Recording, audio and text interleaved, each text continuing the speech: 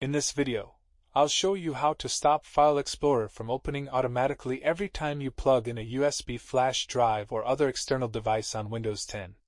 As you can see, whenever I plug in my USB drive, File Explorer opens automatically without me choosing to open it. Let's fix that. Here's how. Press the Start button and type Settings, then open it. In the Settings window, select Devices. On the left sidebar, click AutoPlay. You'll see a toggle at the top that says, Use AutoPlay for all media and devices. Turn this toggle off. That's it. Now every time you plug in a USB flash drive or another external device, it won't open automatically.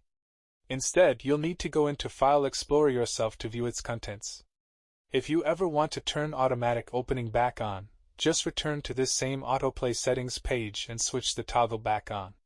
Thanks for watching. If this helped, don't forget to like and subscribe for more quick Windows tips.